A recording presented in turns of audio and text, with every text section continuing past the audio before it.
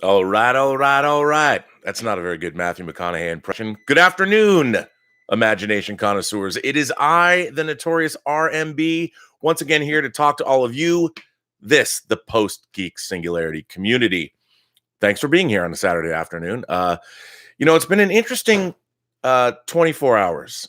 I found some interesting things that I wanted to talk. First of all, it turns out that the second weekend of the release of Captain Marvel, the female audience for the film has actually increased from the first week, which I've been talking about how the female audience is going to propel this film close to $1 billion. And I still stick by that. But I find it's interesting that, look, word of mouth has gotten out.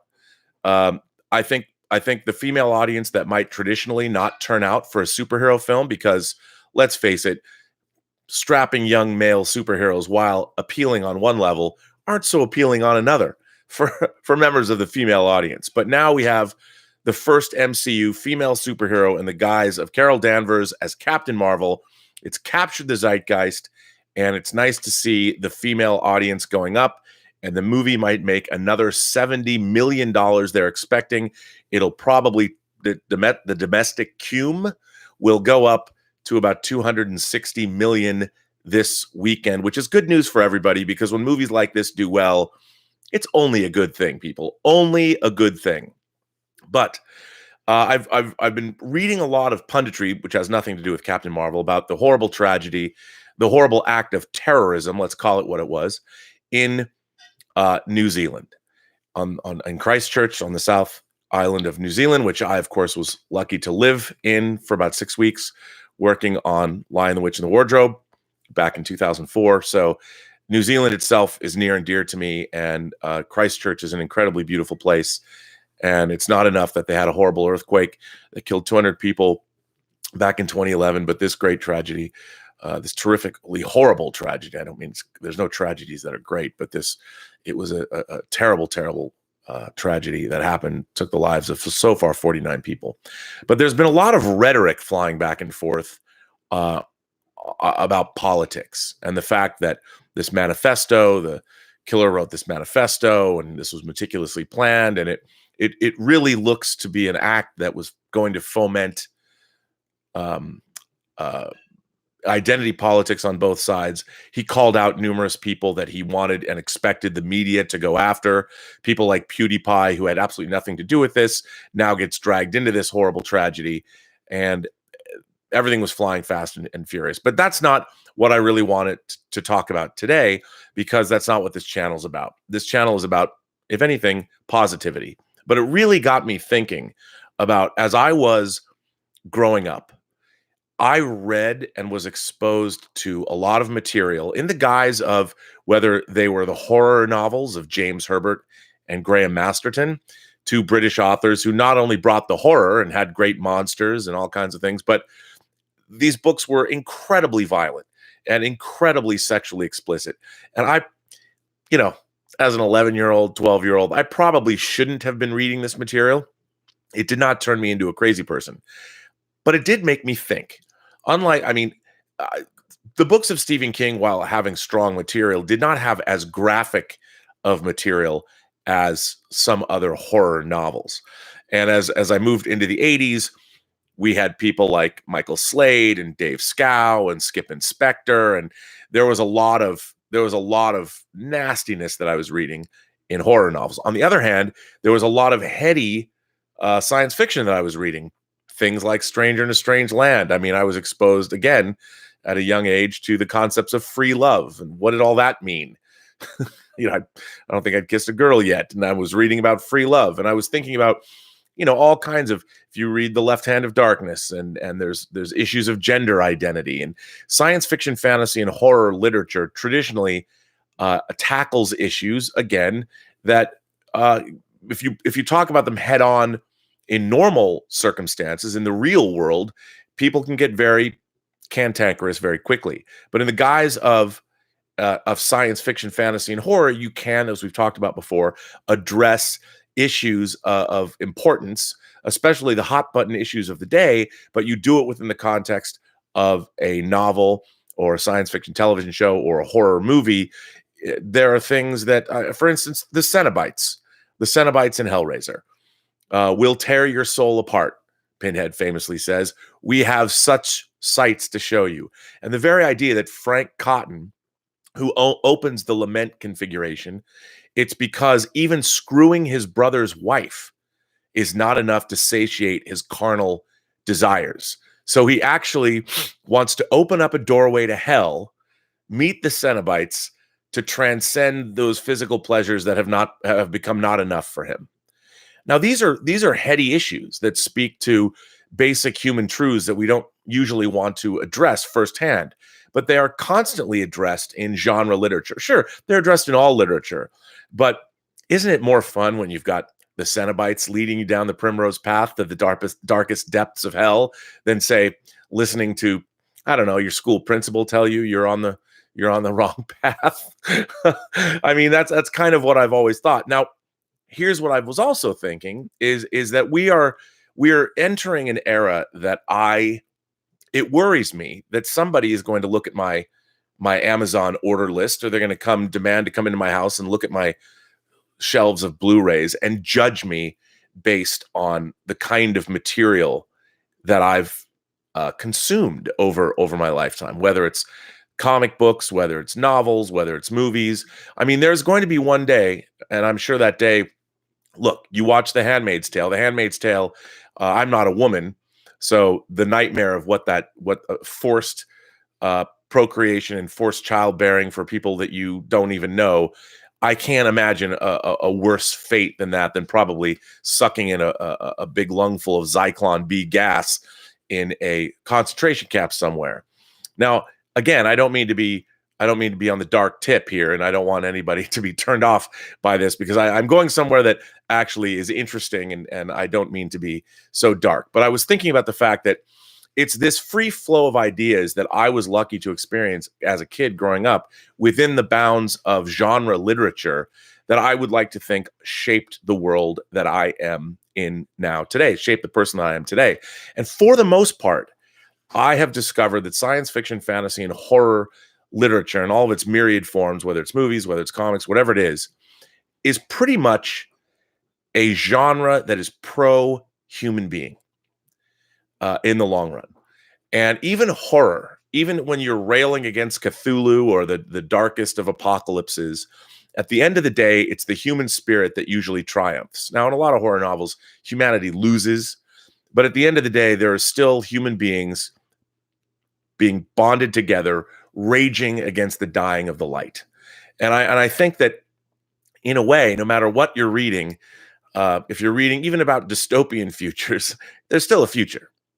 And I think that one of the great things about science fiction, fantasy, and horror, I've had friends growing up that their parents wouldn't let them read things because they were demonic, or they were deemed, I mean, Harry Potter in some circles is considered demonic. But when you really get down to it, what is Harry Potter about but about friends learning about life and learning how to deal with life together? The Fellowship of the Ring, a group of disparate individuals being bonded together by a common purpose, and that is to save the world from the darkness of Sauron and Mordor. I can't think of something that's more uplifting than that. And while we see human beings perpetrating horror after horror after horror against one another, and people are screaming and yelling now, especially we live in this time with these great communications technologies, and everybody is mad at everybody else. Everybody's playing identity politics. You have to join my team. Look, I'm on the team, always be on the team of the individual. I think in my experience, as I always say, every single person you meet has a story to tell you haven't heard yet. And that's because they're the individuals that they are.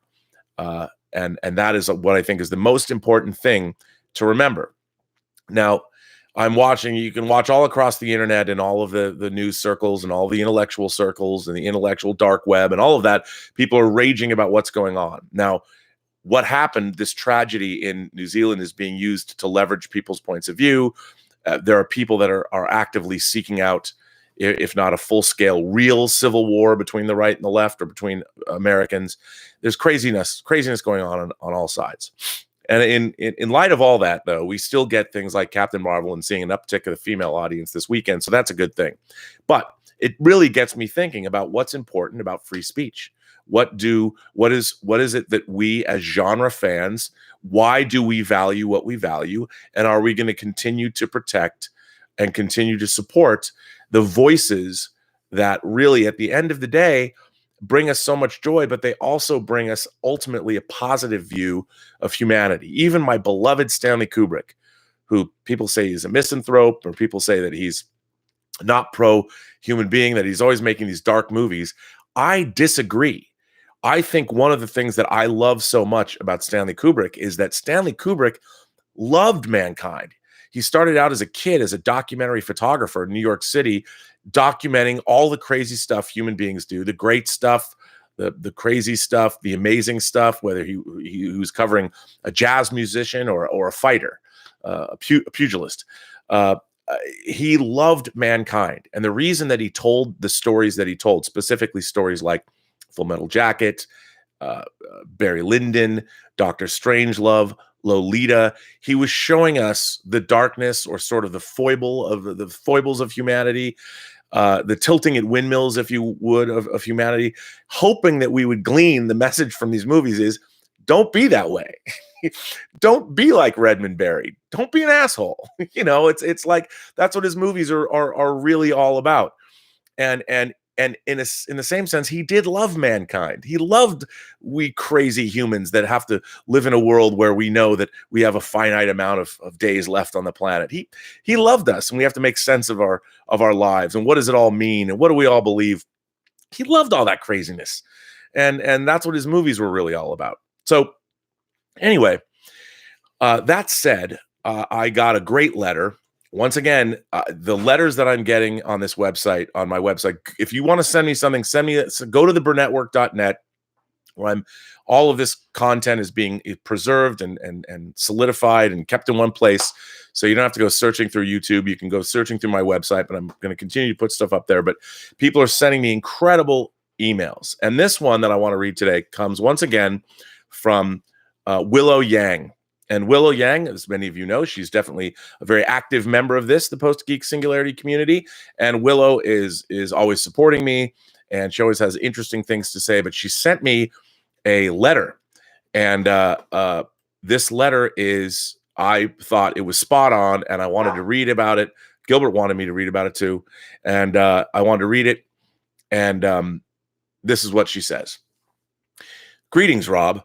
I generally don't talk about politics, but your show yesterday made me think of my parents and their fear of the culture of outrage and censorship that's happening with the far left. I just wanted to share their perspective with you. My parents had immigrated from a communist country where free speech was and still is limited, where saying the wrong thing can land someone in trouble with the authorities. The sometimes excessive political correctness that's now being employed by the left terrifies them. When they hear stories about things happening on college campuses where people can face harassment, violence, or get forced out of their jobs for expressing the wrong opinion, it invokes in them the tyranny of the totalitarian government that they fled from. They've become paranoid that the liberals here will eventually turn the country into another communist state where censorship and propaganda is employed to suppress ideologies different from their own. Excuse me. I don't agree with my parents on a lot of their political views. I do believe that much of the outrage and censorship we're currently witnessing originated from a place of good intentions. However, I do understand my parents' concerns. I don't want to live in a society where there's no humor, where everyone has to live in constant fear of saying the wrong thing. I've certainly said and written things in high school that would receive backlash if they came to light today. I don't want to live in a society where literature, films, and other works get censored or banned because their messages are deemed incompatible with current moral standards. I've watched Blazing Saddles for the first time after hearing about it on your show, and I thought it was brilliant. It saddens me that such a movie probably cannot be played today. I choose to remain optimistic about the future, however. I do believe that we'll eventually come to our senses, that we'll learn to be more reasonable and level-headed as we continue to fight for justice and equality. In the meantime, I've just located a DVD of A Clockwork Orange at my library. I'll try and watch this movie this weekend. I hope that I'll love the movie even half as much as you did. Willow. Now, okay, to me, a letter like this is exactly why I'm doing the show. I mean, I've said it before, but this kind of thoughtful nuance and this introspective letter that's based on real world experience is exactly what I think more of us need to do. And that's what I'm trying to do with the Post-Geek Singularity community.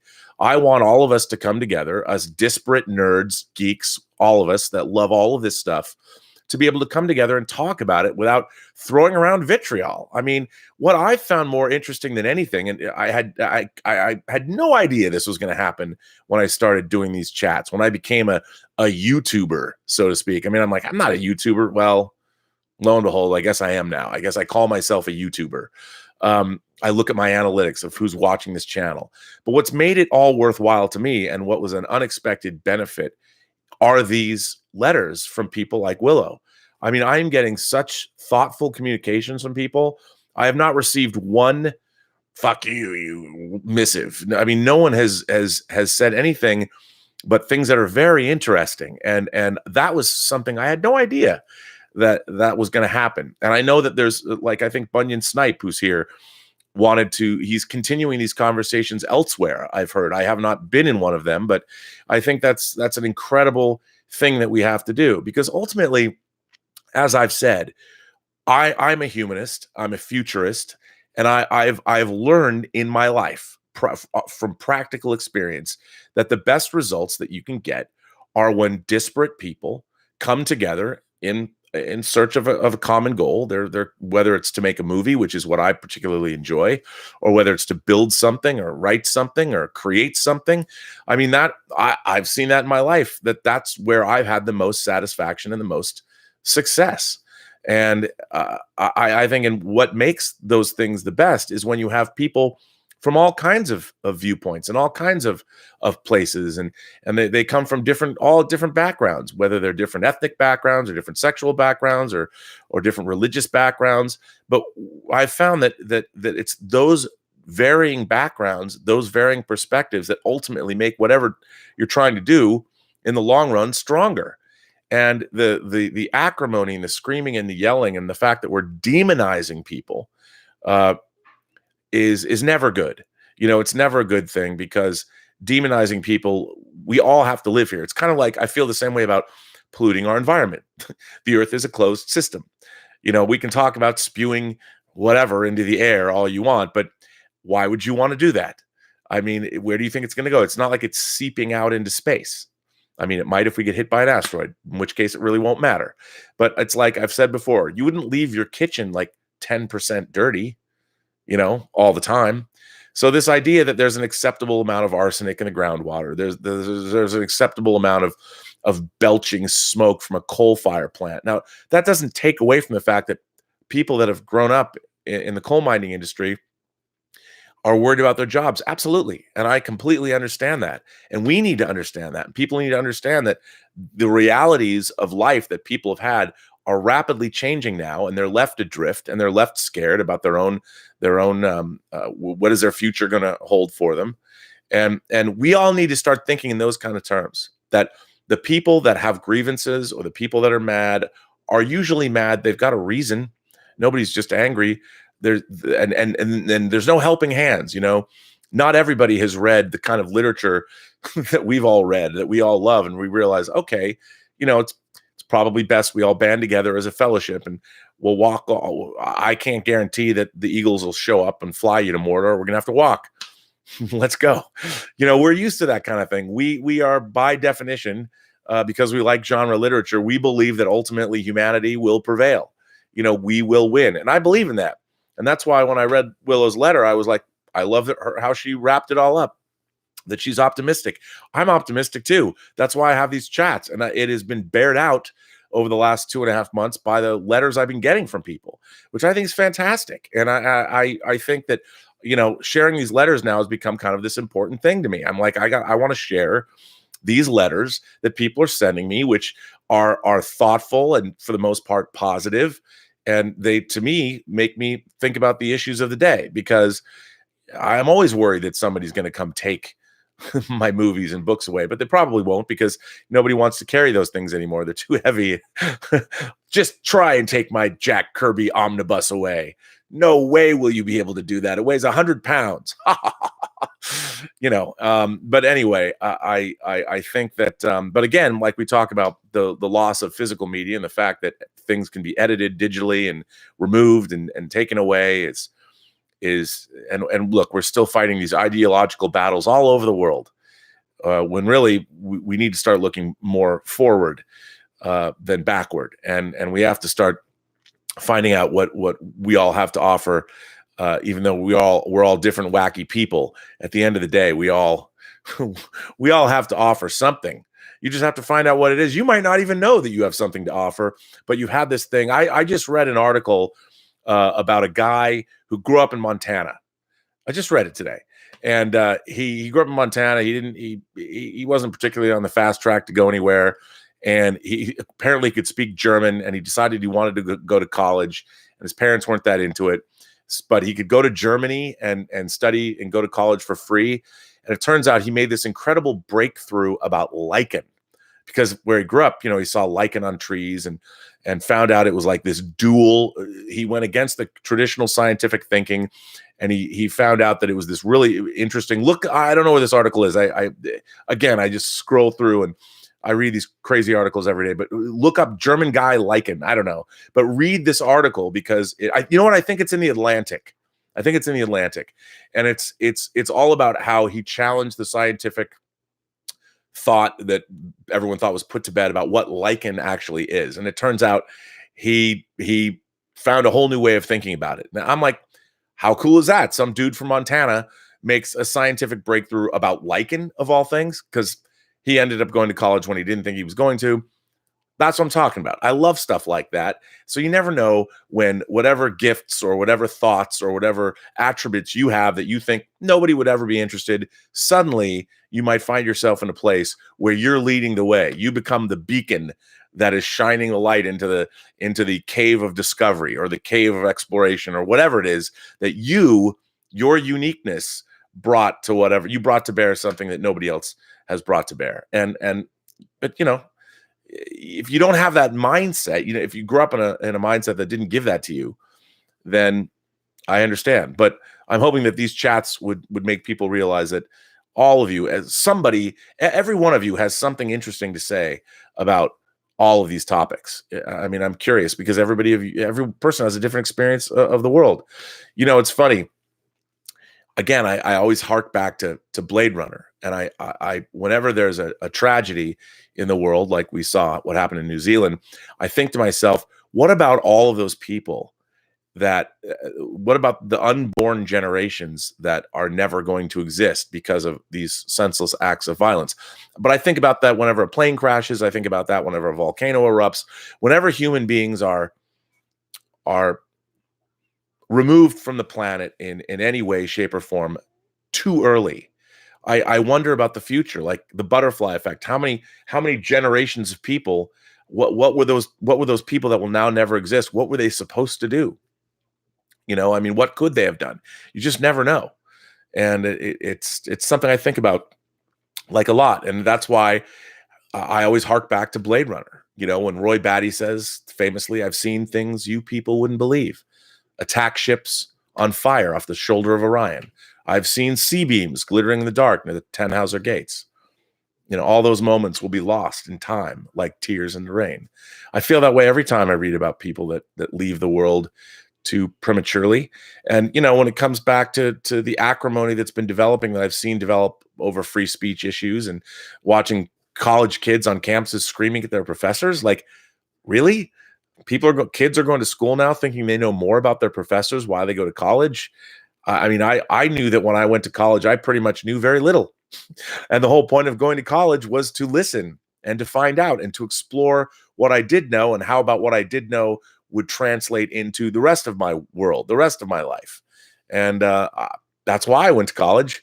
And, the idea that students would go to school and think that they can tell the faculty and they can tell their other students what they need or what they don't need is sort of weird to me. you know. But anyway, that's kind of just what I was thinking today, and I really appreciate Willow's letter, and I hope that all of you will continue to send me these letters because they are amazing. And I wish, I could read them all, but I figure that it's weird how this I usually had some geeky topic to discuss. And I do think part of maybe why I was thinking about this was James Gunn being reinstated as the director of Guardians of the Galaxy, because, he made terrible jokes and that were about subjects that are verboten and taboo. But, it's not like he did those things. He told jokes in very poor taste. And he told them a decade previous to him being hired by Disney to make the Guardians of the Galaxy movies. And he did a great job and work with literally thousands of talented people. And he created something that's now beloved around the world. And, his deeds should be the things by which he's judged by. And if you know anything about where he came from, the trauma, read his book, The Toy Collector. I mean, he was a provocateur for a while, and you calm down. I mean, things change. But anyway, I think the James Gunn rehiring situation, what happened in New Zealand, and then getting Willow's letter sort of made me think about these issues of free speech and what do we as genre fans, why should we want to protect our rights to speech? And again, I'm not saying you can say whatever you want. We still are part of a society where you have to be mindful of your fellow human beings. I don't think you should just be able to say whatever the hell you want. You can't say fire in a theater. You're still a part of this, the body politic. You still have to be mindful that when you walk out into the world is not yours. You are the world's. And it's up to you to sort of be mindful of the fact that you're part of this vast, screaming, yelling, sniveling group of mankind, humanity, that we're all a part of it. And really, you owe it to your fellow citizens and your fellow human beings to be mindful of the fact that they're trying to figure out the same shit you are. So why not be sort of conducive to help everybody's journey to figure out, what Spock explains to Kirk V'ger wants, which is what V'ger wants to know is this all that I am? Is there nothing more? And what does Spock say? He takes Kirk's hand. He says, this simple feeling is beyond V'ger's comprehension. Think about it.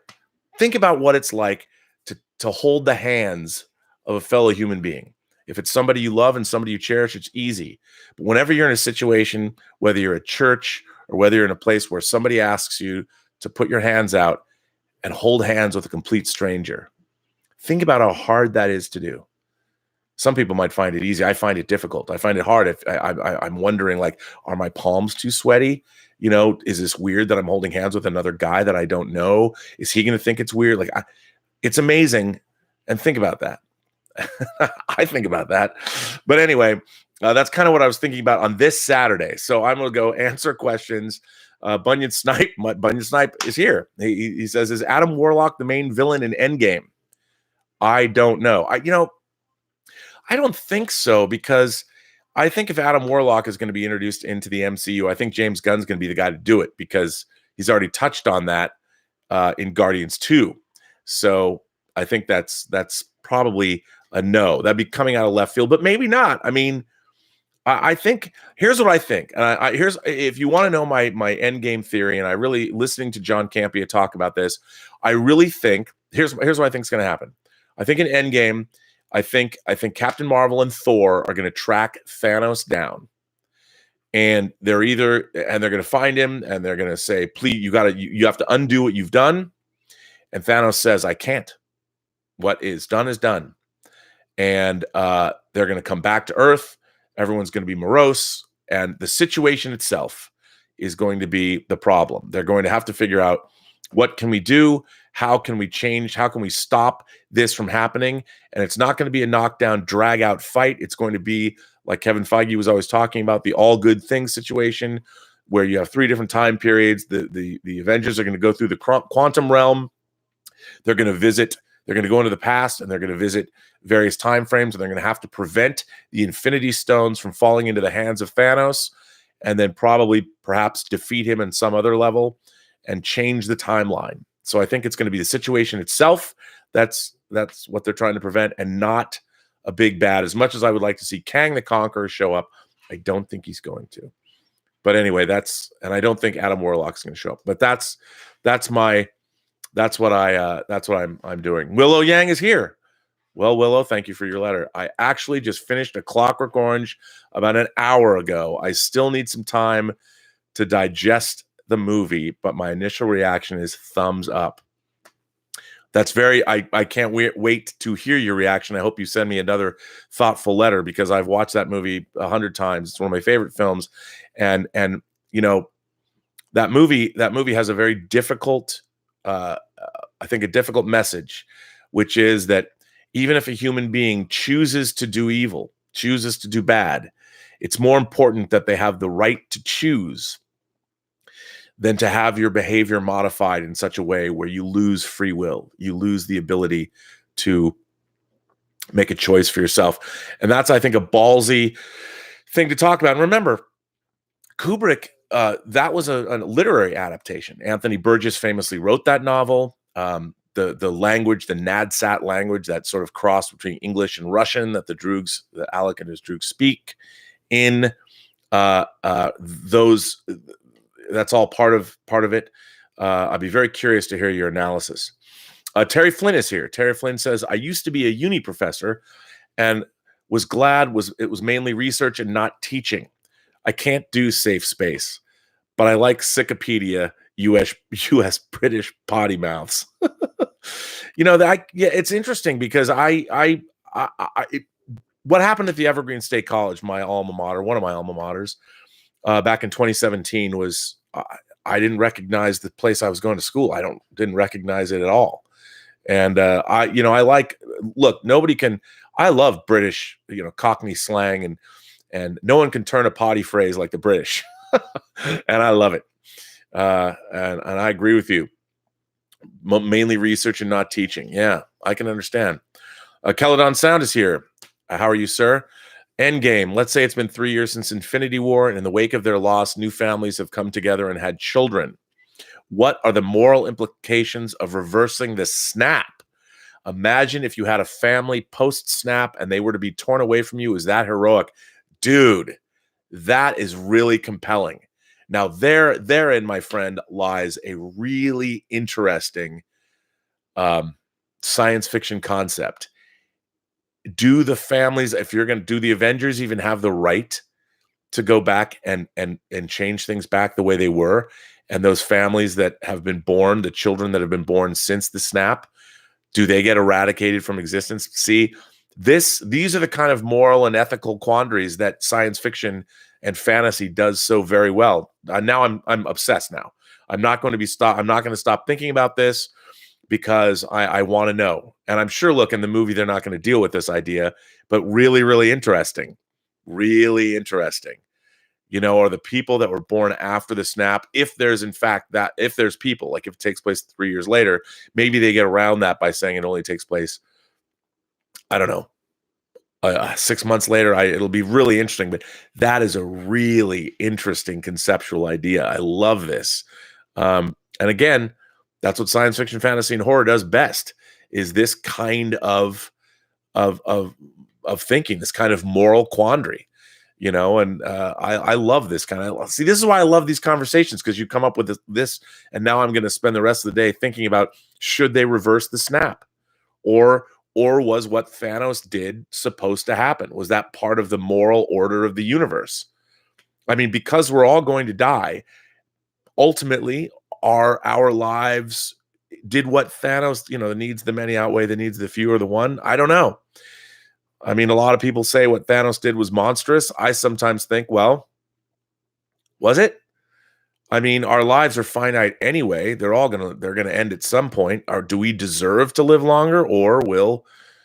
It's all very interesting. I don't have answers, but that's what I like being a science fiction, fantasy, and film fan. When we go to Comic-Con, or if I meet you guys next month in Wenatchee, on April 13th. I'll be in Wenatchee on Saturday at the convention that's there.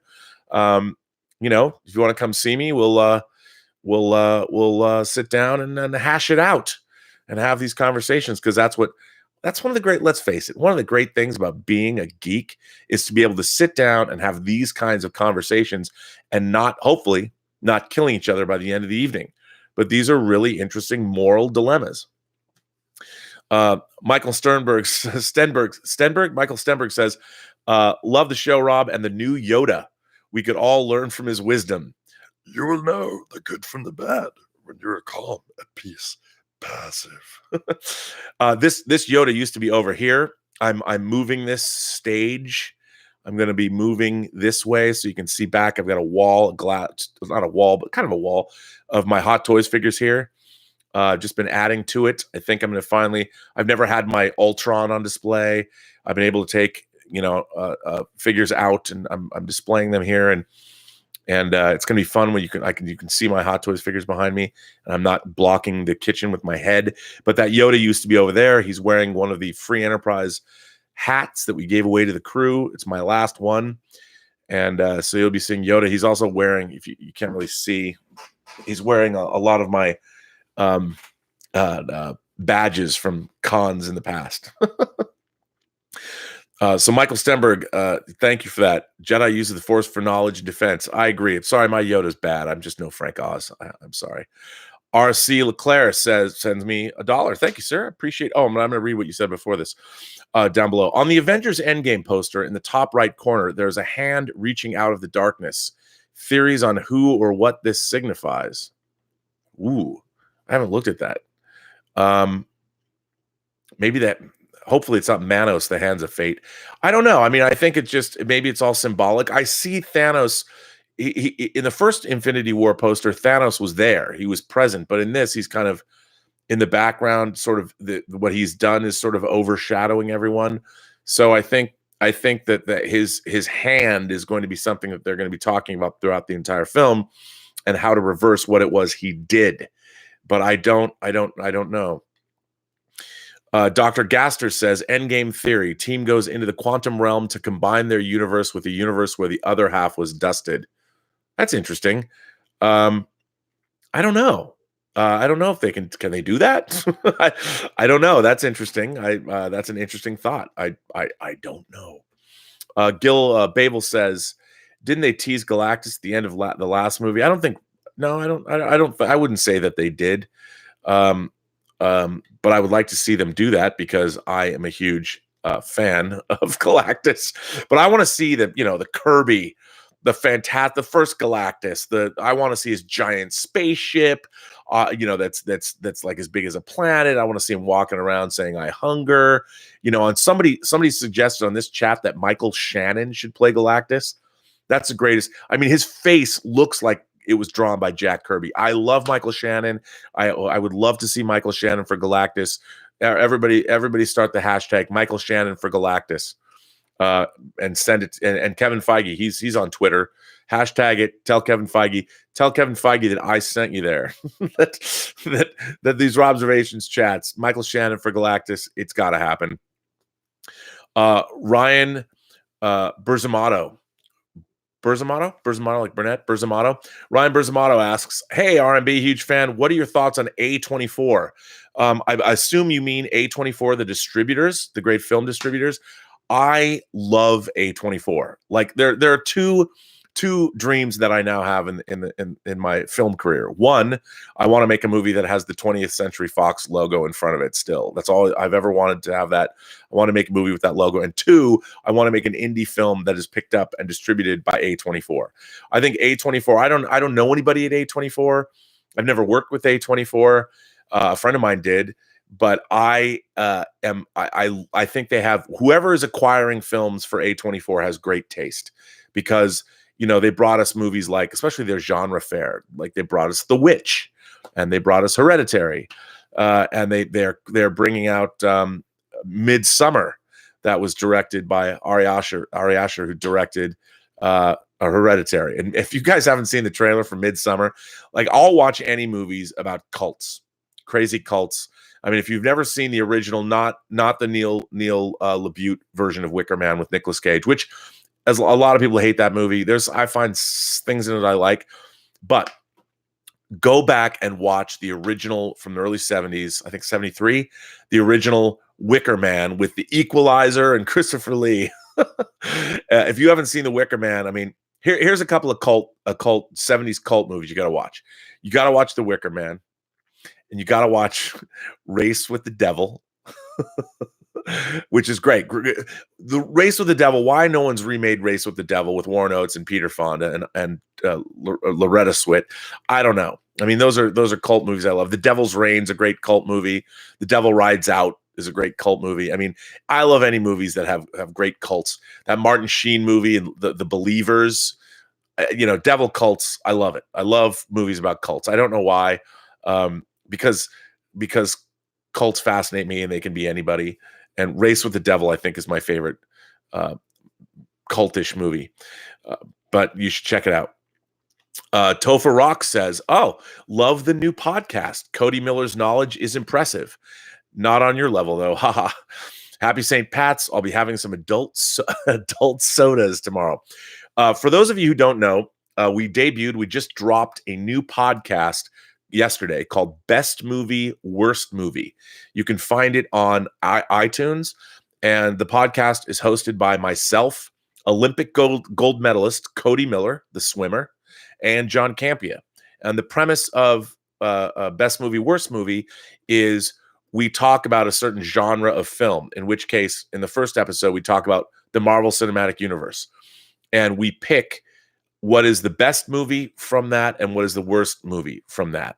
And we're going to continue to do that. We'll be like vampire movies. What is your favorite vampire movie? What is the worst vampire movie? Or it might get more specific. Vampire movies of the 70s. Or, in my case, like lesbian vampire movies like Daughters of Darkness or John Rowland's movies. So I guess that would be lesbian vampire movies of the 70s. What are the best? What are the worst? Or, I think we're going to record the next podcast. I think we might do action movies of the 80s, and it was fun. Like, I didn't know how it was going to go. And I'd met Cody before, and Cody's he's a total geek. Cody is a complete nerd, even though he's an Olympic gold medalist. And see, again, I would not have thought that I would be doing a podcast with an Olympic gold medalist, or even know an Olympic gold medalist, and much less doing a geeky podcast with them. And it's just a joy. And what was really funny is we were going to do 80s action movies first. That was what we were going to do as our first podcast. And Cody studied up. Like, he had done all this studying, and when we first got on, and John decided, no, we're going to do the MCU. Cody's like, well, damn it, I didn't study for that. so he did it. He went extemporaneously, and we were, because we've all seen the MCU movies. So thank you, Topher. I really appreciate you listening to the podcast, and find it again wherever podcasts are. If you like it, do that thumbs up thing. And also, since I'm plugging my podcast and I'm on, I am also a frequent guest on the Inglorious Trexperts podcast, that dropped today. The new one is celebrating William Shatner, the great William Shatner, who turns 88 years old on March 22nd. I know, man. Can you believe that? Shatner's going to be 88. Bill is going to be 88 years old. So check out the new Inglorious Trexperts podcast that dropped today, wherever podcasts are available. Check it out. And I think you'll dig that. I think it's good. Joseph DePina says, "Hello, huge fan. Are you familiar with the channel? The channel? Which channel? I don't know if the channel is a channel. You have to be more specific. Hit me up and tell me what that is." Johnny West says, "Did Captain America steal Ant-Man's wife in the comics?" I don't remember. Did he? I don't know if he did. I mean, the love lives of the Avengers has been a deeply convoluted and there's a storied history there. So I don't know enough. I would have to go to the Marvel wiki page or something to find that out. That's a good question, but I wouldn't put it past him. Maybe not steal. Joseph DePina. Okay. Joseph DePina says, "Emergency awesome. I think it would help with your knowledge. Yes, I am very familiar with the Emergency Awesome channel. I watch it a lot, actually. They do a really good job. I like their videos. Emergency Awesome is a channel on YouTube. And yes, I do frequently delve into their channel. They do a lot of great work. They do a lot of deep dives. They do a lot of stuff that I admire. That is one of the channels I look at a lot. It's funny because my experience with watching YouTube, my television, I have Amazon Fire and hooked up to my TV. So when I turn it on, I'll go to YouTube and I usually watch what's recommended. I'll flip through that and then what's recently posted. And Emergency Awesome shows up a lot. So I do watch that a lot. David Cabrera says, "Hi, Rob. Watching with my daughter, Rosalie. She just started her own YouTube channel. Just want to send some support." Well, thank you, David. Also, her and I just picked up an old What If CB. You just picked up an old What If, a Marvel What If comic book. What if Thor was raised by the frost giants? Awesome. That's good. I like that. Is that an older one or a newer one? I love that. I love that you and her, your daughter Rosalie, you and Rosalie. Now, do you guys, when you pick up comic books together, I don't know how old Rosalie is, but you read them together? Is she young enough that you read them to her? I'd be curious. And when you guys go to the comic book store, who gets to pick out which book? Do you guys each pick out a book? How do you do that? I'm curious as to, because I don't have kids myself. I'm curious as to, and a lot of my friends I've watched how they've indoctrinated their children to become the nerds of the new generation. And it's been very interesting to watch how they navigate those waters. So report back and tell me what you thought about that, because I think that's always an interesting, it's always an interesting thing to find out how people do that. Ryan Berzamato asks, you name dropped Ari Aster. Have you watched any of his short films? I really admire his attention to detail. Any Midsummer theories? Okay, no, I have not watched his short films, but I definitely would. You know, I don't have the Hereditary disc. I didn't get it. I want to get it. I just haven't got around to buying it.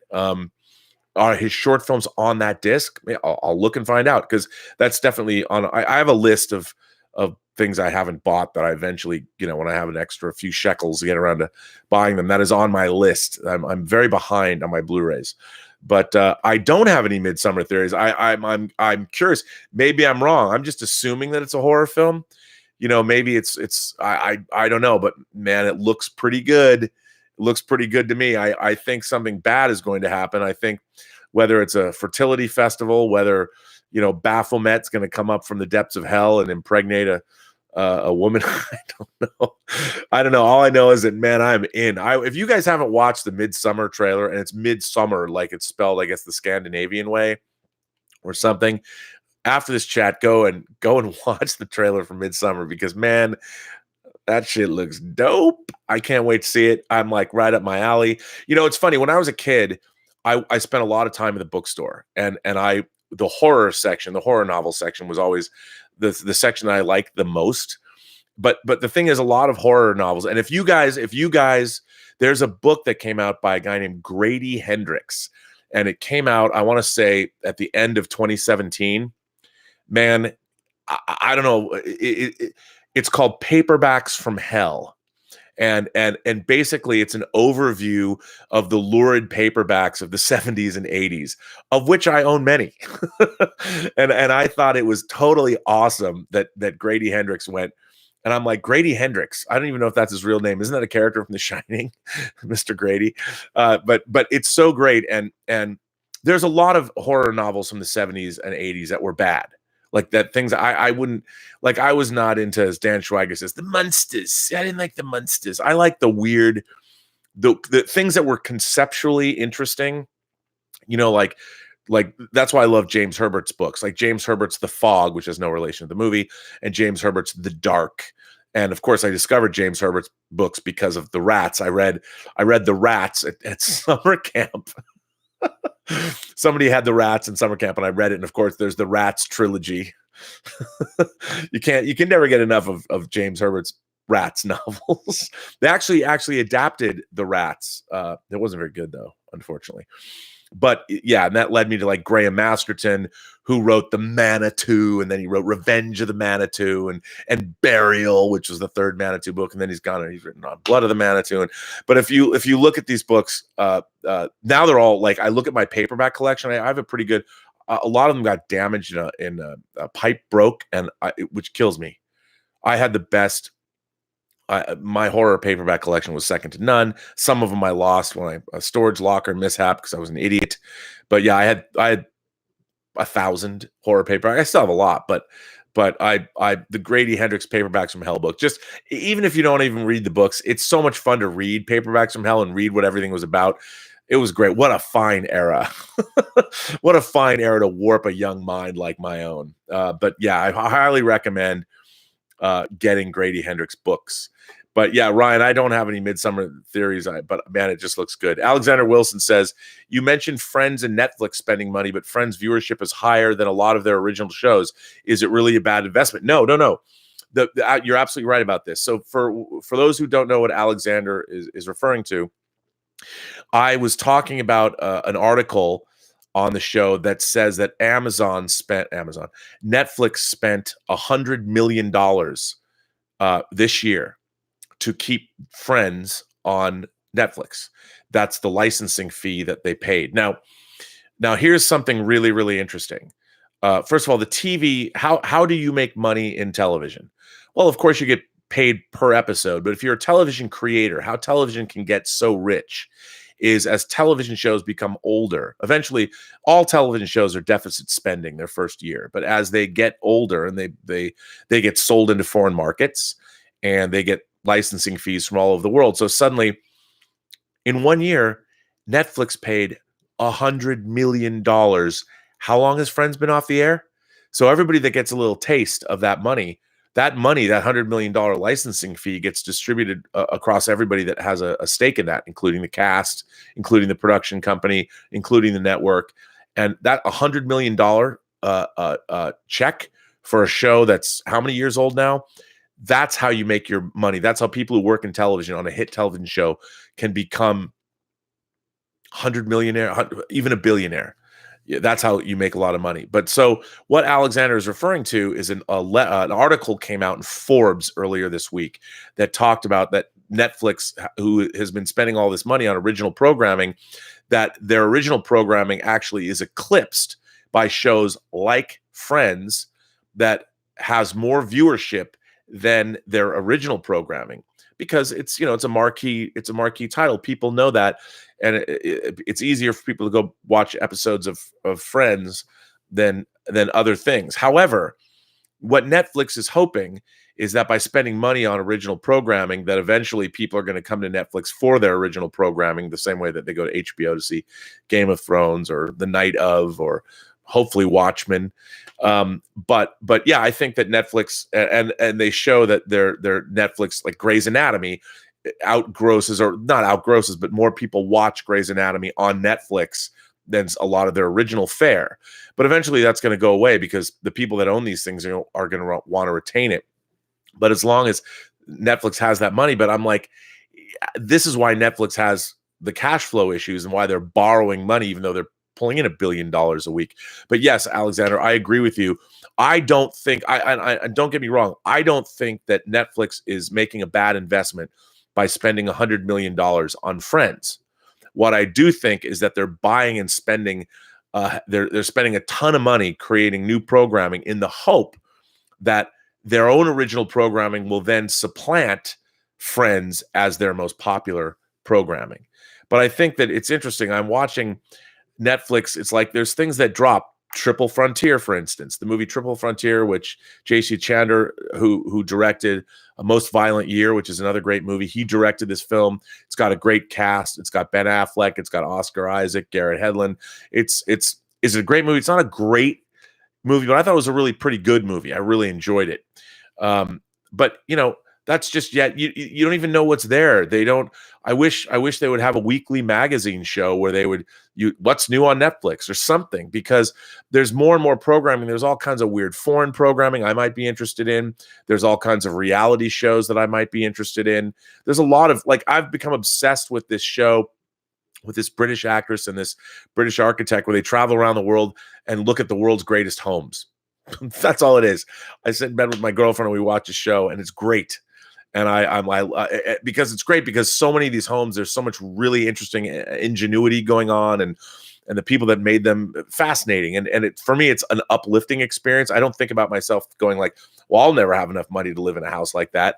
No, I don't think that at all. I think, isn't it amazing how people thought this kind of home up and made it? I mean, and they go all over the world. So it's just fascinating to watch. And I love that shit. So I think that I don't think it's wrong. I just think that it's interesting to know that they're spending that much money on Friends reruns, and that because I want Netflix to stick around. Honestly, I would love to make a Netflix show. I have a couple of shows that I want Netflix to buy Tango Shalom, frankly. So yeah, I don't think it's a bad investment. Ryan Berzamuto is back. His short films are on YouTube. I will check that out. Bunyan Snipe. Sweet Captain Power tee. Yes, sir. This is, in fact, it's got a little paint on it. This is a Captain Power t-shirt. If you don't know who Captain Power is, shame on you. If you're a geek, the Captain Power is a show. It was popular in the late 1980s. It's a favorite show. It had a really interesting interactive component with toys. Really cool. I'm glad you recognize that. I used to work for the guy who created Captain Power, worked at his place, and my buddy Roger Lay Jr. created a new Captain Power show that even to this day they're still trying to get made. It's very, very cool. It's called Phoenix Rising. It was Roger Lay Jr. developed it with the Reeve Stevens, Judith and Garfield Reeve Stevens. He's working with them, and I think it's really cool because the new Captain Power, what they came up with, is really great. Suthius85 says, thank you, by the way, for the super chat. Hey, Mr. Burnett, been a fan of yours since AMC Heroes. I know I started on AMC Heroes before it was Collider Heroes. Crazy, back in April of 2015. I thoroughly enjoy hearing your thoughts and opinions on film, nerddom, and now this channel, life topics. Great seeing you with Mr. Campia again. Well, Suthius, thank you very much for that. I appreciate that. Yeah, it reminds me that next month I celebrate my 4th year on YouTube, which is crazy. I mean, I started out on AMC Heroes, which then became Collider Heroes, and then I jumped over to John Campia's The Weekly Hero. Now I'm on the John Campia Show, and now I'm starting this channel. Well, I'm not starting. I've been here. This is what, chat number 66, I think.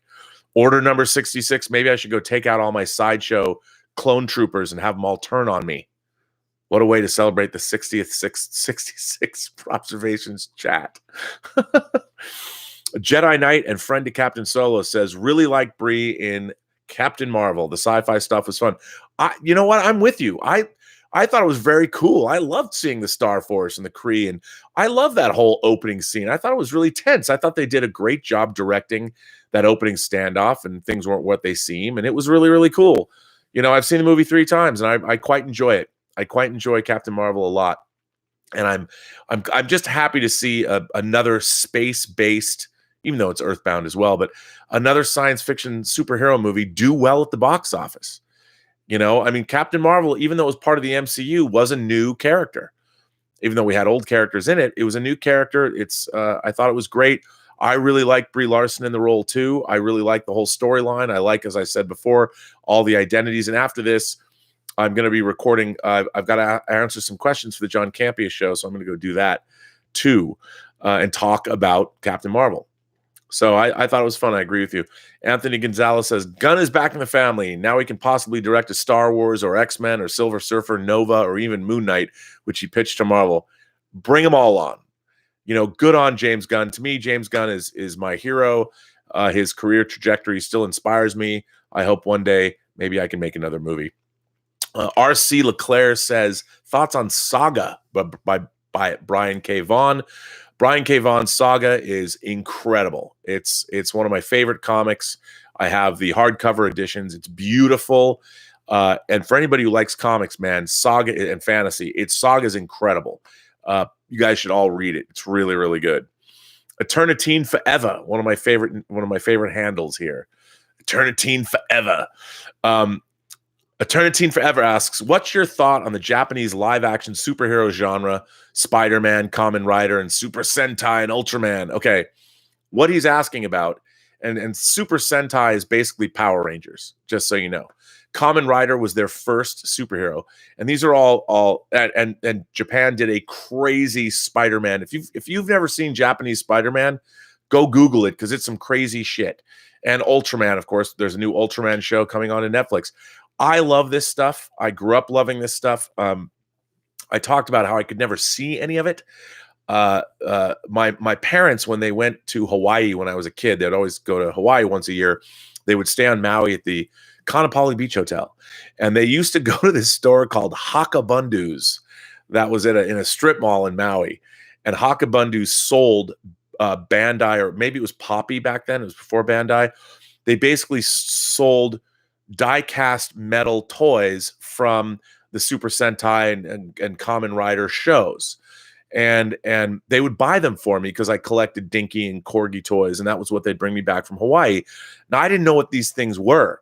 And they were also the super robots like Grandizer and Mazinga and Raideen and all of my favorite. I mean, that's why I love, to this day, I love Bandai's Soul of Chogokin toys, because they're basically what Poppy was doing in the 70s.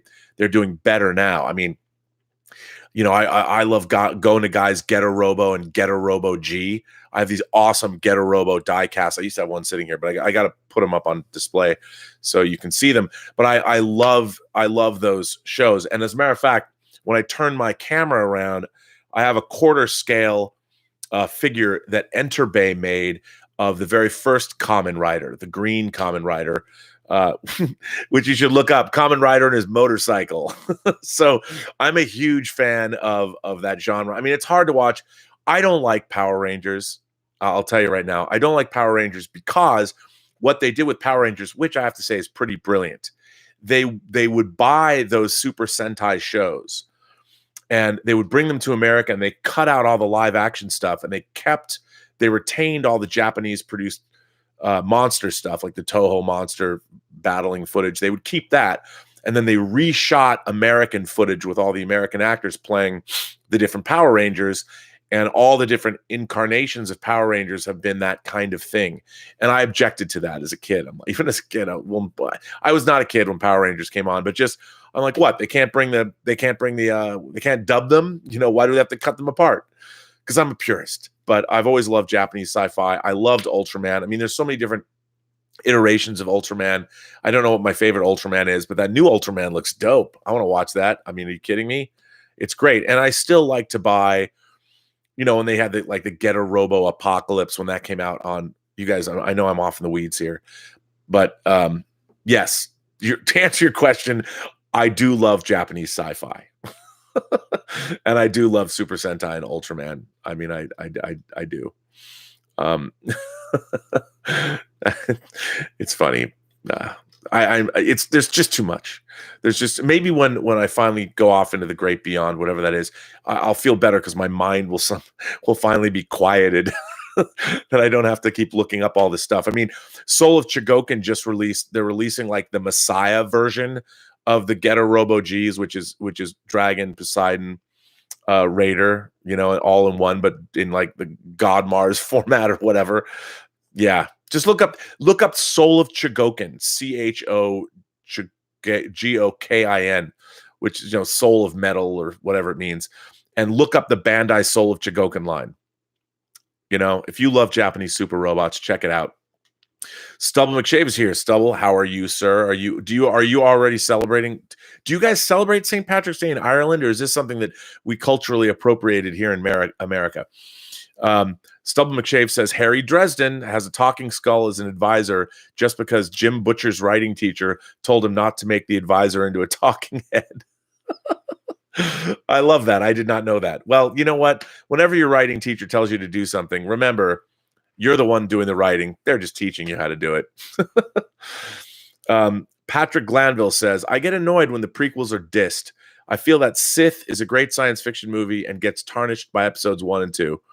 You know, I understand I feel your pain. I think I think the problem with the prequels is, like I've always said, the prequels are good Star Wars, but bad movies because the dialogue, the character interaction is so stilted. People aren't, I don't care what universe you live in. I don't care if it's in a galaxy far, far away, but some of that dialogue is so cringeworthy.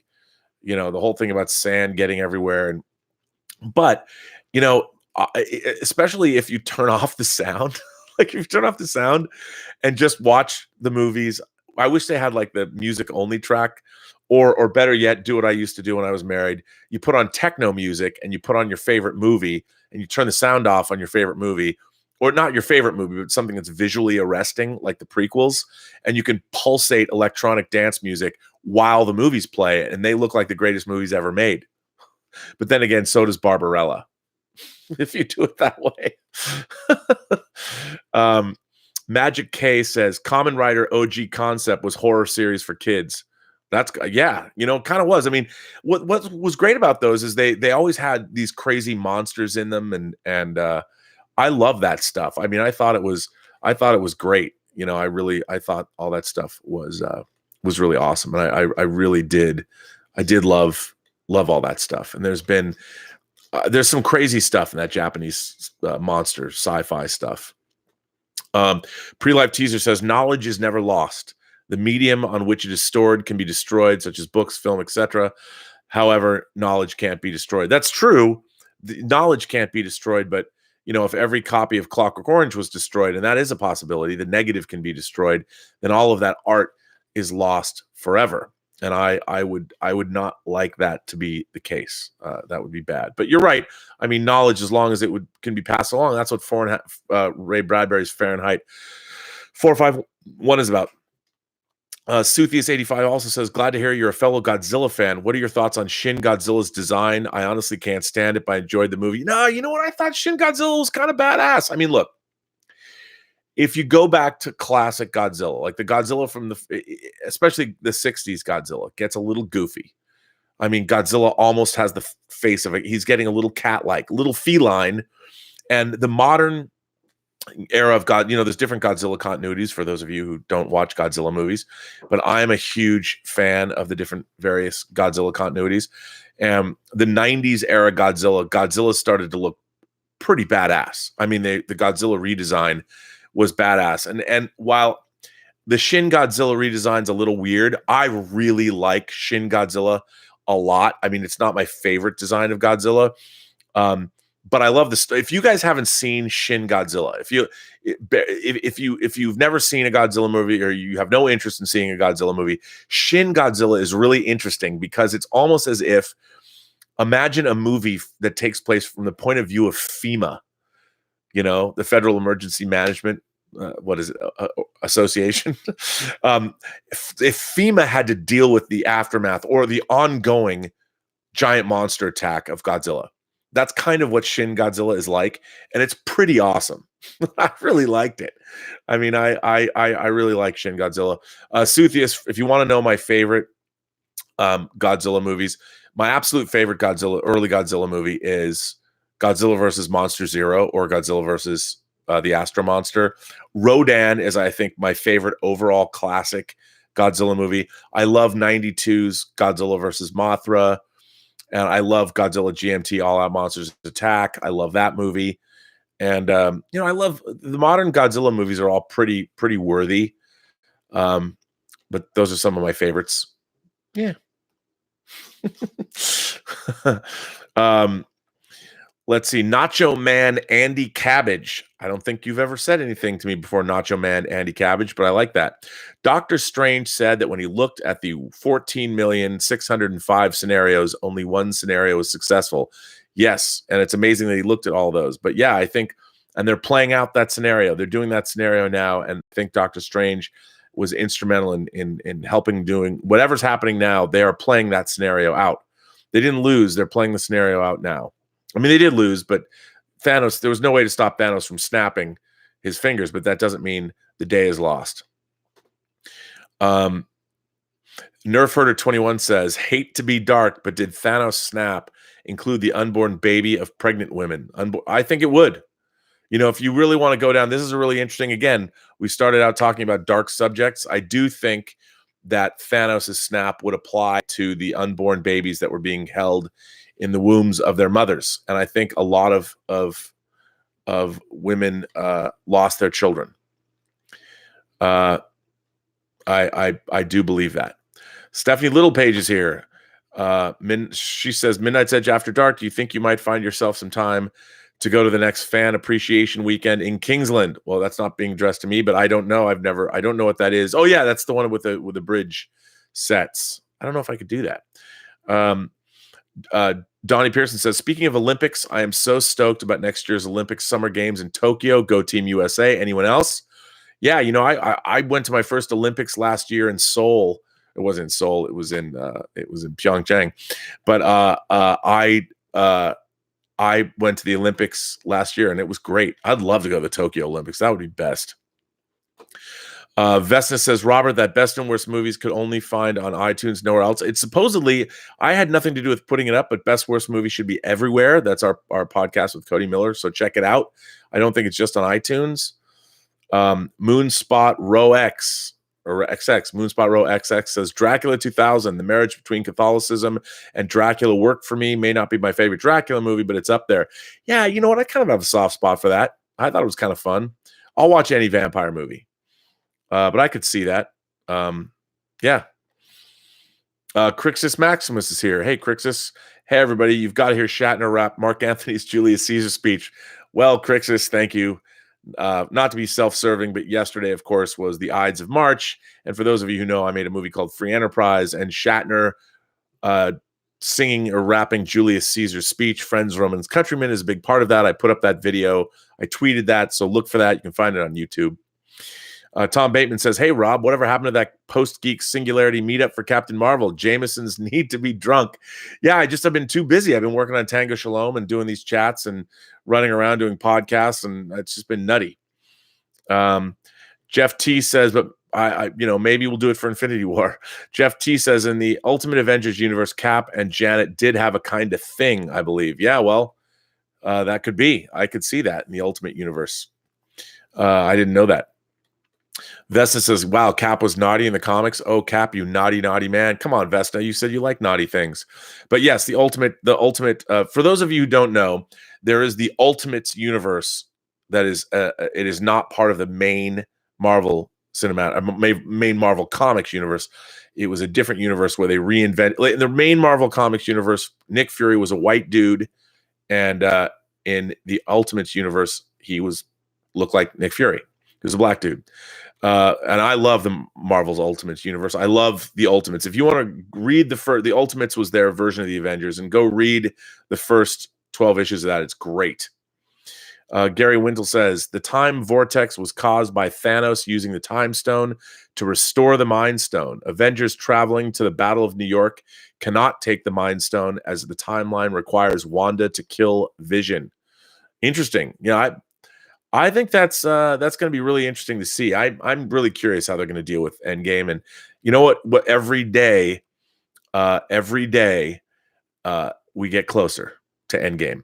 Mike Bodden says that Emergency Awesome is produced by Charlie Schneider. He does great MCU and Game of Thrones videos. Yes, he does, which is cool.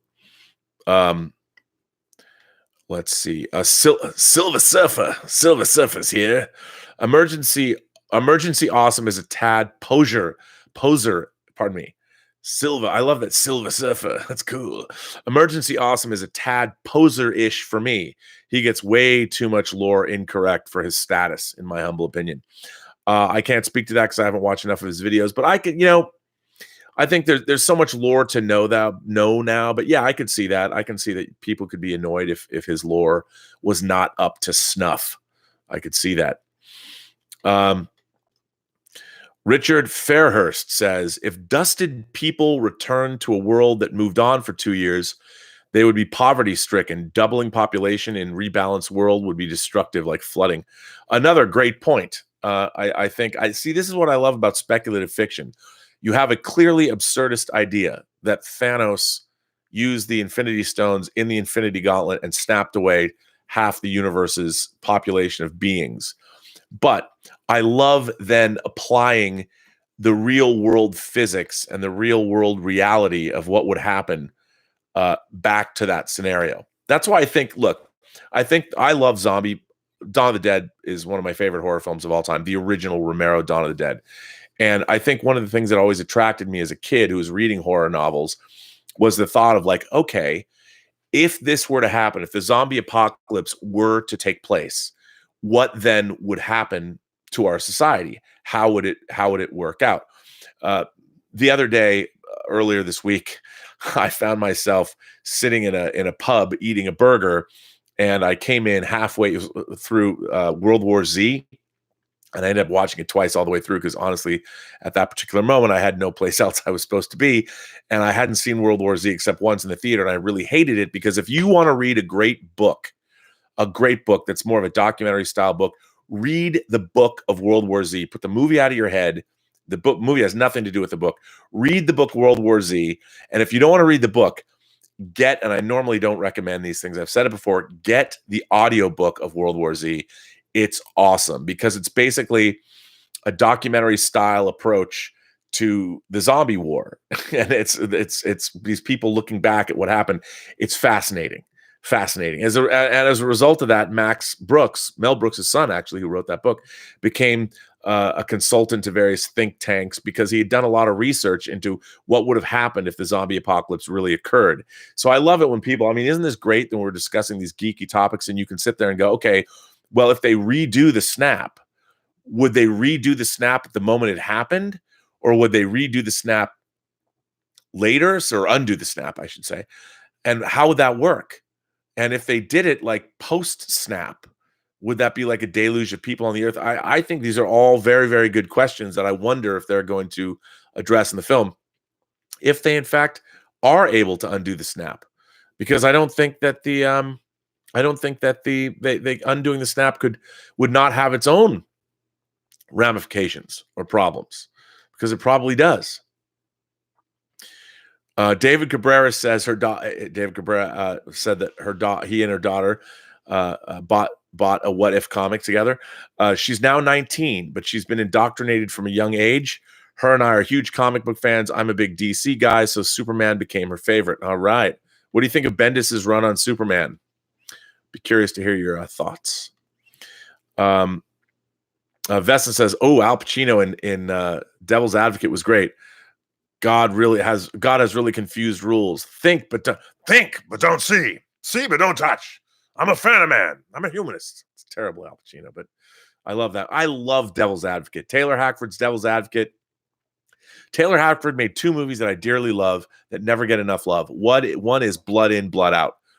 If you haven't seen Blood In, Blood Out, it's like, I call it the East Los Angeles Godfather, even though that's not it.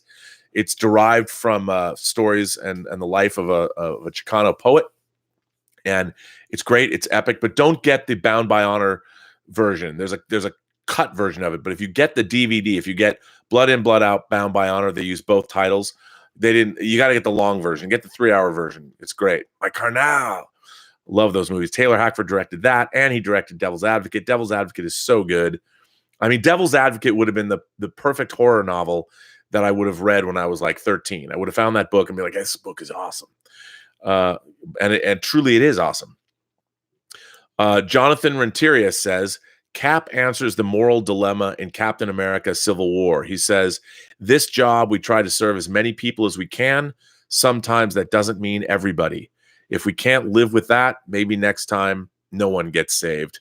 Great, man. What a great quote. I love that you brought that up. That's what I'm talking about. And that's why we watch these movies, because we get these, for all I read Jeffrey Wells. I've been reading this critic, Jeffrey Wells, for years, and I have enormous respect for Jeffrey Wells, and I think he's a great writer. But he's not a fan of this kind of genre. I mean, he liked Captain America Winter Soldier, but he doesn't, it always bothers me when critics immediately poo-poo. What do you think, Gilbert? Gilbert's he's just chilling. He's going to go outside. It's a nice warm day. They just poo-poo the genre. And I've lived with it my whole life. Everybody's always, science fiction, fantasy, and horror films, and there weren't that many good ones. You could count them on one hand. So it's great now when you have all of these movies being carefully considered. But yes, when you have comic book movies, they do have things to say. There are valid points of view in these films, and just because they're in the confines of a superhero movie doesn't mean it's worth listening to. So yes, I love that. So Jonathan, thank you for pointing that out. I love that quote. Scott Dolson's here, just got in, coming in late. We'll have to rewatch chat to see Day's musings. Certainly have been musing today. Pre-live teaser says, Rob, what's your favorite new romantic band? Duran Duran, Visage, or Japan? Well, first of all, I don't think Visage is up to the same level as either Japan or Duran Duran. But here's the thing. Okay, if you guys, this is a tough question. I got to go with the populist answer on this. I love Duran Duran. Duran Duran, I've always loved Duran Duran. They're like a sci-fi band. Russell Mulcahy's early music videos off the Rio album were great. I mean, I'm a huge Duran Duran fan. I still love Simon Le Bon. If I could be any rock star, I'd want to be Simon Le Bon because he's the coolest and he had the greatest 80s hair. I used to always try and get my hair in the mid to late 80s to look like his, but I never could. But Visage is good, you know. I remember the first CD that I ever owned was a compilation CD and Visage's song "Fade to Gray," which I loved. That was like their big hit. But Japan is kind of even though this isn't the right way to, in my mind, this is how I categorize things. Japan is the art rock version of Duran Duran, and I dearly love Japan's frontman David Sylvian is a favorite of mine. And David Sylvian has continued to make incredible music. He's worked with like guitarist Robert Fripp doing a lot of really interesting stuff.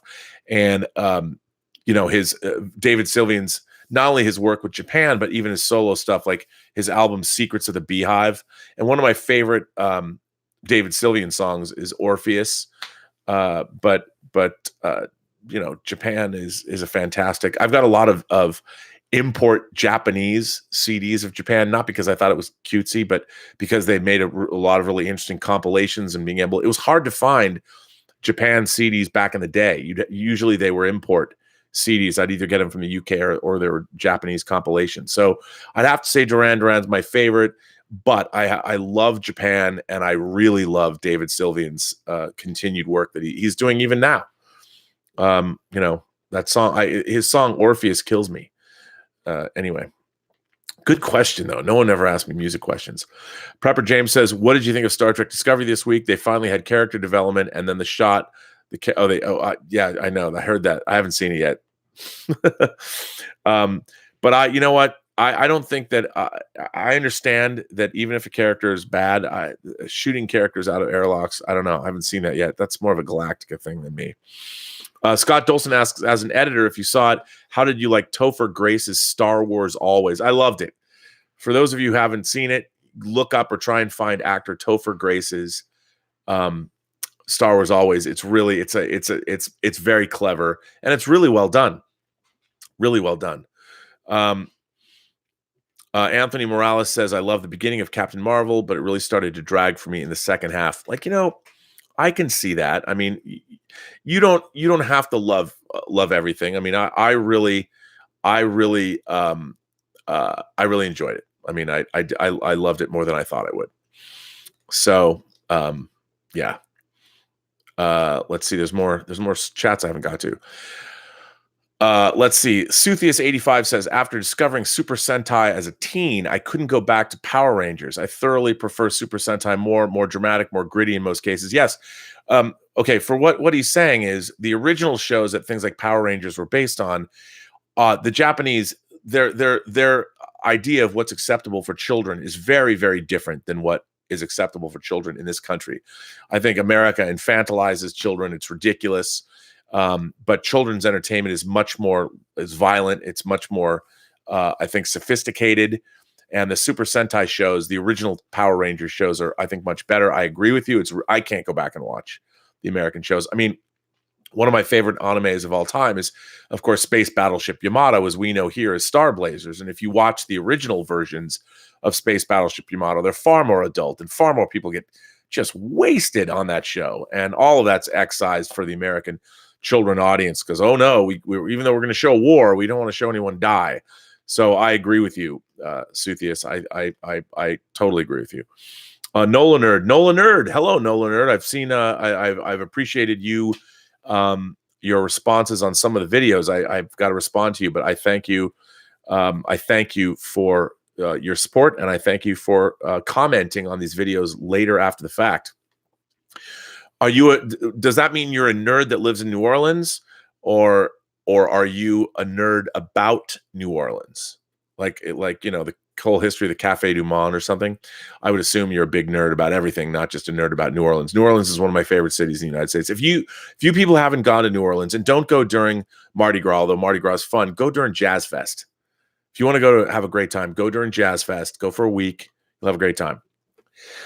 Nolan Nerd asks, are you excited to see a long-form show on Winter Soldier? Man, are you kidding? That's going to be great. Sam Wilson and Bucky teaming up on a show. I can't wait. It's going to be like the superhero version of Lethal Weapon. Hopefully, they'll be globetrotting. It'll be great. Eternity Forever says, Endgame similar in presentation to Shin Godzilla. I don't quite know what you mean by that, but I think we're going to get a state of the world. I mean, I love that shot of all the boats around the Statue of Liberty. I don't know. I mean, they're going to have to deal with what happened to the world. Like, I would imagine, like, they show that image of Hawkeye teaching his daughter how to fire an arrow. You know, she's going to get dusted at that family picnic. And I think we're going to see the first, say, 15 or 20 minutes of Endgame is going to deal with the despair that the universe is in, not just our world, but the universe, after half the sentient beings, or half the, I don't know, dogs, I guess dogs and cats are gone too. But I think it's going to be interesting to see how do we cope? How does that happen? I don't know. Anthony Gonzalez says, in Trek 6, when Kirk says second starter right and straight on until morning, the camera goes to all the bridge crew's faces and someone cuts onions in my home. Yeah, it kills me every time. At the end of Star Trek 6, the last time you see our classic crew together, and then of course they sign off and their signatures shoot out into the cosmos. I mean, it was, look, as much as I enjoy Star Trek 6, I wish it had $100 million budget and it was a little bit more sophisticated than it was. But as far as a send-off goes for the original crew, it was pretty great. I can't complain about that. I really can't complain because it is pretty great. Farky50 says, hello, Farky. Uatu studies the Earth's alternate realities. Well, we've seen Uatu the Watcher. We've seen the Watchers in the MCU. They exist, as we know they do. So, you know what? Okay, you just reminded me of something. Now, this is never going to happen. But how cool would it be?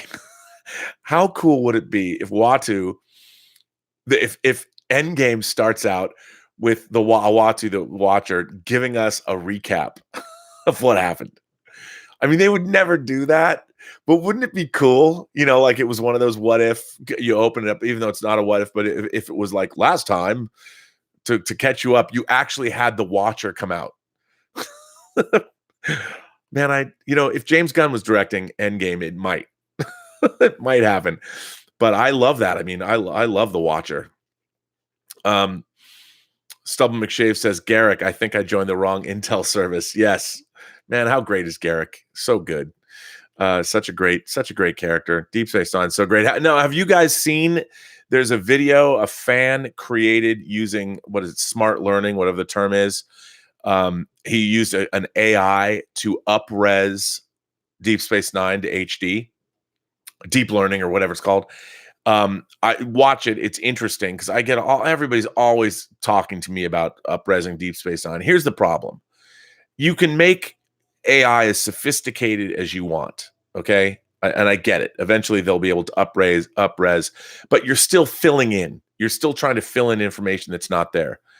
The best way to do it, at least right now, the best way to do it is to go back in and work with the original negative. No matter what you do, it's never going to be as good as it should be if you go in to do the original elements.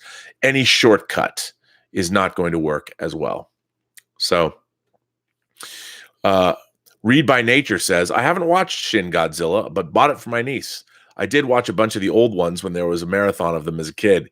Yeah, it's tough. You know, what's really interesting now is you can get most of the Godzilla movies domestically subtitled.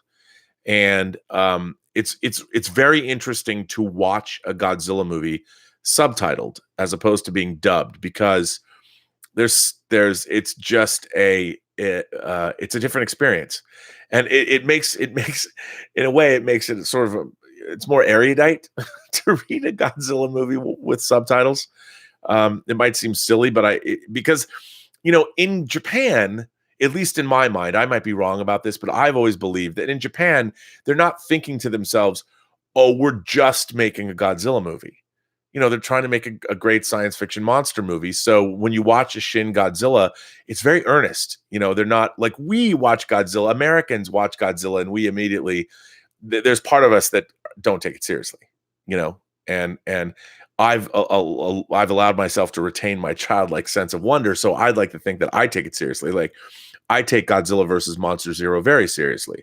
When I'm looking at these aliens and their gold and their black and silver jumpsuits with their thin sunglasses on, I don't look down upon that. I think that's kick-ass and cool, and I think these are formidable aliens, and I think their flying saucers could absolutely take over the world. So I know a lot of people have a problem taking Godzilla movies seriously, or even be able to watch them. Oh, you know what? I did not. Everteen Forever says, "Do you think Endgame will be allegorical like Shin Godzilla?" That's what you were trying to say. I get it. Probably. Look, I think there's always allegory in any superhero movie, no matter what. And the situation, again, you're supposed to ponder the fact that the question. What's really interesting is if you've not seen the Star Trek episode "Conscience of the King" from the first season of the show, and then if you read the Reeve Stevens excellent Star Trek novel "Collision Course," which is about Kirk and Spock meeting for the first time at Starfleet Academy, which, by the way, is way better than Star Trek IX, just saying. There was the character of Kodos the Executioner. And famously in the Star Trek episode, there was a Federation colony that was hit by blight, and there was a famine. And if they tried to continue to feed everybody would have died of starvation.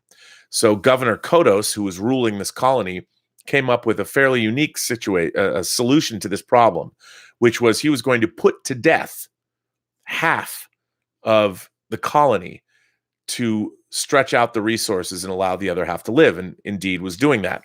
And James Kirk was on that colony as a young man, and watched this occur. And he was one of the only people that remained who could recognize Kodos later on, and that plays into a classic Star Trek episode from the first season called "Conscience of the King." I don't want to ruin it for you, but it's a pretty great episode of the first season of Star Trek. And even though they're on a planet, it's mostly a bottle show, and it's pretty great. And basically Thanos was doing what Kodos was doing, and it was an interesting situation then. And if you read the book Collision Course, it opens on Tarsus 4, which was this colony, and a young, I guess a 16-year-old, maybe it was 14-year-old James Kirk is rescuing a group of children who were going to be put to death. And what an opening for a movie that would be. They're being chased, and Kirk's saving these kids. So I think Endgame will be sort of allegorical. They're going to make you realize, what it was like. But it's going to be interesting. Like, I want to really see how they're going to deal with the aftermath of the snap. What would our civilization be like? Because in my mind, I would think that even though Thanos means well, I think losing half our population would plunge this planet into chaos. It wouldn't make it better necessarily. Let's see. Magic K says Watcher in What If the Watcher in the What Ifs is more like Rod Serling for me. That animation show probably will be Marvel's Twilight Zone. Okay, you're absolutely correct, Magic K. Uatu the Watcher will, I guarantee you. So the Watcher is this character that sees everything. He's a big head. He's kind of like the Watchers are kind of like the versions of the people from Oa, the Guardians of Oa. They're like the Marvel equivalent of that. So the Watcher will absolutely show up to introduce every episode. For those of you who don't know, they announced for the Disney streaming service, they are going to make an animated What If show for the Disney streaming service. And I guarantee you are absolutely right, Magic K, that Uatu the Watcher will be the host of that show. And I welcome that. That will be so cool. I would love to see that because it would be great. Well, listen, you guys, this brings me to the end of my Saturday chat for today. Thank you very much. I really appreciate all of you for being here and once again, being so thoughtful and having so many great questions and supporting the show and the channel like you do. Very much appreciate that. I'll be back tomorrow. I'll come up with something else to talk about. Maybe I was asked if I'm going to return back to my list of movies. I stopped with the letter F. I got to go on and begin with the letter G. My G's are sitting right over here. And hopefully maybe by tomorrow I'll have the set a little bit different, a little turned around. I've got this big glass case. You can still see through it, but I'm filling it up with some hot toys because people always want to see my hot toys, and I'm having fun doing that. But then also it reminds me of how many hot toys I still need. Like I need them. There's Avengers. Like I never got Quicksilver, man. I got to get a Quicksilver. I don't have Maria Hill. I got Agent Coulson. I got Nick Fury. I got no Maria Hill. I passed her up. Got to go find her on the secondary market. But yeah, and I can't decide. I only can fit 2 cases in here. So I've got the Avengers, the MCU, and then I've got, do I do Star Wars? Do I do DC? Do I do Batman? I mean, what do I do? I got Anne Hathaway as Catwoman on a bat pod. You know, do I keep that? It's going to be tough. These are the questions that I ponder on a daily basis. You know, I have to decide, how am I going to do that? How do I split my Avengers up? I wanted to go all the way across the top in 2 cases or keep in 1 case. I don't know. It's tough. These are old cases too. I bought them in 2004. The lights are hinky. They didn't really work very well. I got to get more strips of LEDs, renovate everything. It's tough.